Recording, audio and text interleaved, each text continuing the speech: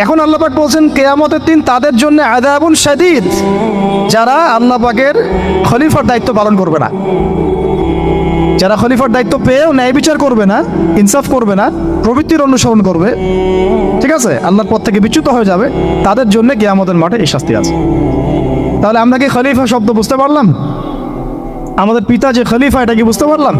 তাহলে এখন বলেন তো, প্রত্যেক নবী কি আল্লাহর খলিফা ছিলেন না? ছিলেন কি না? প্রত্যেক নবী কি আল্লাহর বিধান দিয়ে বিচার ফয়সালা করেন নাই? মানুষের মাঝখানে ইনসাফ করেন নাই? ন্যায় বিচার প্রতিষ্ঠা করেন নাই? এরপরে সাহাবায়ে কেরামের যুগে তারা কি ন্যায় বিচার প্রতিষ্ঠা করেন নাই? তাহলে হঠাৎ করে কি হলো বিশ্ববাসীর মধ্যে যে একেবারে কোরআন হাদিস এর মৌলিক বিষয়গুলো এগুলো সব পাশ কাটিয়ে আমরা মানব রচিত বিধানগুলোর দিকে চলে গেলাম? রহস্যজনক একটা বিষয়টা। এটা হচ্ছে দাজ্জালীয় একটা শাসন আসতেছে সামনে। দাজ্জাল নিজেকে খোদা বলে দাবি করবে, সে সমস্ত মানব জাতিকে বোঝাবে যে সেই খোদা, নাউযুবিল্লাহ।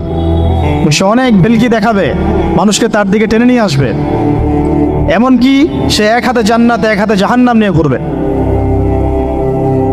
নবীজি বলেছেন, যে তার জান্নাতে প্রবেশ করবে ওটাই তার জাহান্নাম, আর যে তার জাহান্নামে প্রবেশ করবে সেটাই হচ্ছে জান্নাত।